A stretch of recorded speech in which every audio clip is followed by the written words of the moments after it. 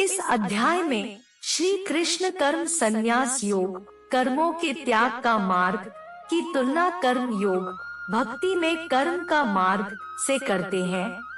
वह कहते हैं, हम दोनों में से कोई भी रास्ता चुन सकते हैं, क्योंकि दोनों एक ही मंजिल तक ले जाते हैं। हालांकि वह समझाते हैं कि कर्मों का त्याग काफी चुनौतीपूर्ण है और इसे केवल वे लोग ही कर सकते हैं जिनका मन पर्याप्त रूप से शुद्ध है। भक्ति भाव से कार्य करने से ही मन की शुद्धि हो सकती है। इसलिए अधिकांश मानव जाति के लिए कर्म योग अधिक उपयुक्त मार्ग है। शुद्ध बुद्धि वाले कर्म योगी फल की चिंता किए बिना अपने सांसारिक कर्तव्यों का पालन करते हैं। वे अपने सभी कार्य और उसके परिणाम भगवान को समर्पित करते हैं। जिस प्रकार पानी पर तैरता हुआ कमल का पत्ता गीला नहीं होता, उसी प्रकार कर्मयोगी भी पाप से अप्रभावित रहते हैं।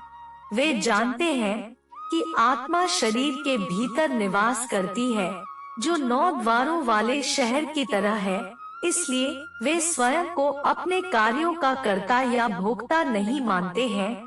समता की दृष्टि से संपन्न वे ब्राह्मण, गाय, हाथी, कुत्ता आदि को समान दृष्टि से देखते हैं। परम सत्य में बैठे हुए ऐसे सच्चे विद्वान लोग भगवान के समान निर्दोष गुणों को विकसित करते हैं। अज्ञानी सांसारिक लोगों को यह एहसास नहीं है कि वे अपनी इंद्रियों की वस्तुओं से जो सुख लेने का प्रयास करते हैं, वही उनके दुख का स्रोत है। हालांकि कर्म योगियों को ऐसे सांसारिक सुखों से कोई आनंद नहीं मिलता है। इसके बजाय वे ईश्वर के आनंद का आनंद लेते हैं, जो उनके अंदर रहता है। तब भगवान श्री कृष्ण कर्म संन्यास योग या त्याग के मार्ग का वर्णन करते हैं। उनका कहना है कि कर्म संन्यासी कई तपस्या करके अपने मन, बुद्धि और इंद्रियों को नियंत्रित करते हैं। बाहरी सुखों के अपने सभी विचारों को बंद करके वे भय, इच्छा और क्रोध से मुक्त हो जाते हैं और अपनी सभी तपस्याओं में भगवान की भक्ति को शामिल करके वे लंबे समय तक चलने वाली शांति प्राप्त करते हैं।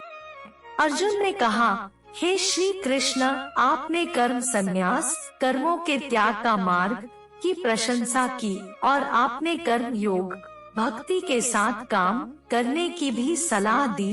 क्रिया मुझे निर्णायक रूप से बताएं कि दोनों में से कौन अधिक लाभदायक है। सर्वोच्च भगवान ने कहा, कर्म संन्यास, कर्मों का त्याग और कर्म योग, भक्ति में काम करना, दोनों मार्ग सर्वोच्च लक्ष्य की ओर ले जाते हैं, लेकिन कर्म योग कर्म संन्यास से श्रेष्ठ है। जो कर्मयोगी न किसी वस्तु की इच्छा करते हैं, न द्वेष करते हैं, उन्हें सदैव त्यागी समझना चाहिए। वे सभी द्वंद्वों से मुक्त होकर भौतिक ऊर्जा के बंधनों से आसानी से मुक्त हो जाते हैं। केवल अज्ञानी ही कर्मों का त्याग या कर्म संन्यास और कर्म योग, भक्ति में काम को अलग अलग बताते हैं। जो लोग वास्तव में विद्वान हैं, वे कहते हैं कि इनमें से किसी एक मार्ग पर स्वयं को लागू करके हम दोनों के परिणाम प्राप्त कर सकते हैं। कर्म संन्यास के माध्यम से जो सर्वोच्च स्थिति प्राप्त होती है, वह भक्ति में कार्य करने से भी प्राप्त होती है। इसलिए जो लोग कर्म संन्यास और कर्म योग को एक समान देखते हैं, वे वास्तव में चीजों को वैसे ही देखते हैं जैसे वे हैं। हे अर्जुन, भक्ति कर्म योग में कर्म किए बिना पूर्ण त्याग, कर्म संन्यास प्राप्त करना कठिन है, लेकिन कर्म योग में निपुण ऋषि शीघ्र ही परम को प्राप्त कर लेता है। कर्मयोगी, जिनकी बुद्धि शुद्ध होती है और जो मन और इंद्रियों को नियंत्रित करते हैं, वे प्रत्येक जीवित प्राणी में सभी आत्माओं की आत्मा को देखते हैं। सभी प्रकार के कर्म करते हुए भी वे कभी फंसते नहीं। कर्मयोग में दृढ़ रहने वाले लोग देखने सुनने, छूने, सूंघने, हिलने डुलने, सोने, सांस लेने, बोलने और आंखें खोलने या बंद करने में लगे हुए भी हमेशा सोचते हैं, मैं करता नहीं हूँ। दिव्य ज्ञान के प्रकाश से वे देखते हैं कि केवल भौतिक इंद्रियां ही अपनी वस्तुओं के बीच घूम रही है। जो लोग सभी आसक्ति को त्याग कर अपने कर्मों को भगवान को समर्पित कर देते हैं, वे पाप से अछूते रहते हैं, जैसे कमल का पत्ता पानी से अछूता रहता है। योगी आसक्ति का त्याग करते हुए केवल आत्मशुद्धि के उद्देश्य से अपने शरीर, इंद्रियों, मन और बुद्धि से कर्म करते हैं। सभी गतिविधियों के परिणाम भगवान को अर्पित करने से कर्मयोगियों को शाश्वत शांति प्राप्त होती है, जबकि जो लोग अपनी इच्छाओं से प्रेरित होकर स्वार्थ के उद्देश्य से कार्य करते हैं, वे अपने कर्मों के फल में आसक्त होने के कारण फंस जाते हैं। जो देहधारी प्राणी आत्मनियंत्रित और अनासक्त है, वे 9 द्वारों वाले शहर में इस विचार से मुक्त होकर खुशी से रहते हैं कि वे किसी भी चीज के कर्ता या कारण हैं। न तो कर्तापन का भाव और न ही कर्मों का स्वभाव ईश्वर से आता है, न ही वह कर्मों का फल बनाता है। यह सब भौतिक प्रकृति के गुणों द्वारा क्रियान्वित होता है। सर्वव्यापक ईश्वर किसी के पाप अथवा पुण्य कर्मों में स्वयं को सम्मिलित नहीं करता। जीव भ्रमित है, क्योंकि उनका आंतरिक ज्ञान अज्ञान से ढका हुआ है। लेकिन जिनका अज्ञान दिव्य ज्ञान से नष्ट हो जाता है, उनके लिए सर्वोच्च सत्ता प्रकट हो जाती है। जैसे सूर्य उगने पर सब कुछ प्रकाशित कर देता है। जिनकी बुद्धि ईश्वर में स्थिर है, जो पूरी तरह से ईश्वर में लीन है, उन्हें सर्वोच्च लक्ष्य मानते हुए दृढ़ विश्वास रखते हैं।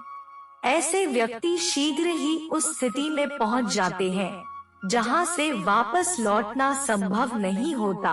उनके पाप ज्ञान के प्रकाश से दूर हो जाते हैं। सच्चे ज्ञानी दिव्य ज्ञान की दृष्टि से ब्राह्मण, गाय, हाथी, कुत्ता सभी को समान दृष्टि से देखते हैं।